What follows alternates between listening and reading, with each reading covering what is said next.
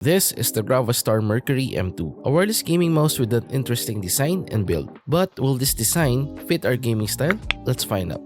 The Gravastar Mercury M2, with its unusual design, curves, and frame, looks like a beetle or a futuristic firefly. Frankly, I haven't seen a gaming mouse like this. Most have solid top shell, while others have a honeycomb design. Aesthetically, it's pleasing for me, but others might have different preferences. Moving on to the shape, it's quite small, and I don't have any idea what gaming mouse has the same shape as this one. If we compare it to some smaller gaming mouse that I have here, it's slightly lengthier, taller, and wider than the Fantech Helios 2 Pro and Razer Viper Mini. However, the bottom curves are less pronounced as the other two gaming mice. In addition, it took some time getting used to this gaming mouse. It's uncomfortable at first because of the unusual design on the sides of the mouse. Fortunately, I was able to adapt to the shape, and now I'm okay using it in both gaming and at work.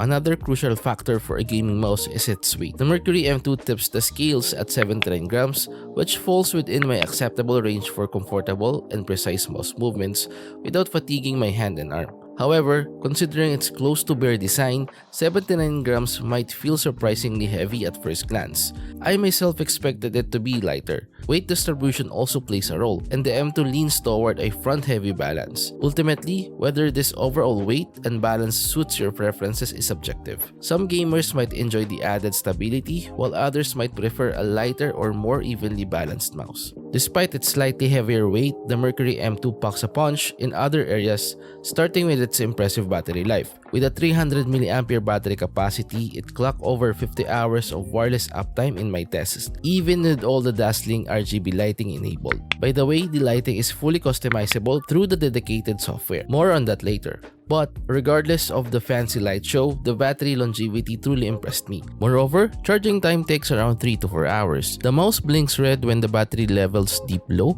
then return to its normal lighting once fully charged. Following the trend of recent flagship releases, the Mercury M2 boasts the ever-reliable Pixar 3395 optical mouse sensor. Throughout my testing, I haven't encountered any frustrating jittering, stuttering, or overshooting issues. The implementation of Pixar 3395 in Mercury M2 feels smooth and precise, ensuring accurate tracking even during fast-paced gaming sessions. Despite being made of PVC plastic, the Gravastar Mercury M2 boasts a remarkable sturdy build. Even under significant pressure, the frame shows no creaking or flex, ensuring the mouse can handle any gaming style. This impressed me as the thinner frame did not compromise its ability to withstand intense use.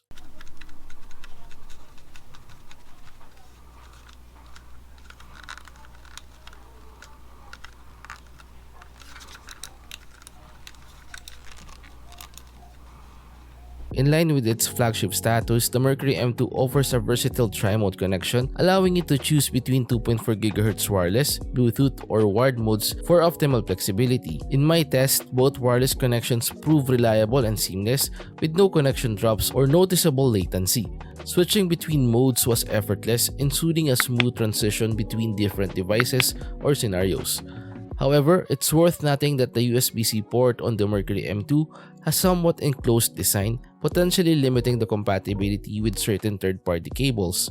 While this did not hinder my experience, it's a consideration if you have specific cable preferences. Nevertheless, the wired mode serves a dual purpose, doubling as a charging method for the mouse's battery. While the Mercury M2 offers 1 kHz falling rate, which falls short of the recently rising 4 kHz trend seen in some flagship mice, it's important to note that M1 Pro variant from Gravastar boasts a higher refresh rate. In my experience, the 1 kHz polling rate on M2 hasn't presented any noticeable input lag or tracking issues during my testing. Ultimately, the choice between prioritizing a higher refresh rate for potential smoother inputs or sticking with M2's reliable 1 kHz option depends on individual preferences and specific gaming needs. Moving to the mechanical switches, Gravastar opts for the well-established KLGM 8.0 instead of the increasingly popular optical option.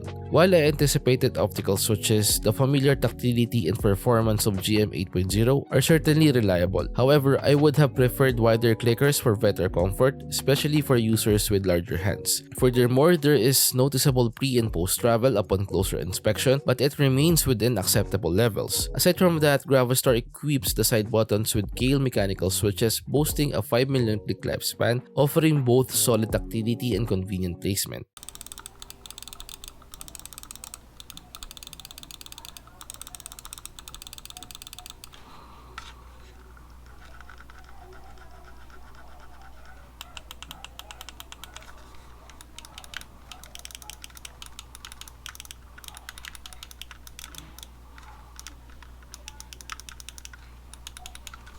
Flipping the mouse over, you'll reveal the uniquely designed mouse feet specifically crafted for Mercury M2. According to the spec sheet, the mouse gates are made of Teflon, a material known for smooth gliding properties. In my experience, these mouse feet perform well, leaving no room for complaints. While Gravastar's specification sheet doesn't explicitly disclose the encoder employed in the Mercury M2, my experience with its scroll wheel has been positive thus far. The tactility is pleasing, but the rubber material used has a tendency to attract dust particles, requiring frequent cleaning. And for those seeking to fine-tune the Mercury M2's performance, can download the dedicated software from Gravastar's official website. Users familiar with the software of the new Sora or Fantic Helios 2 Pro will instantly recognize the interface, as it shares a similar foundation but with Gravastar-inspired reskin. Within the software, you'll find the expected array of customization options, including DPI adjustment, button mapping, polling rate selection, debounce time setting, and lighting control.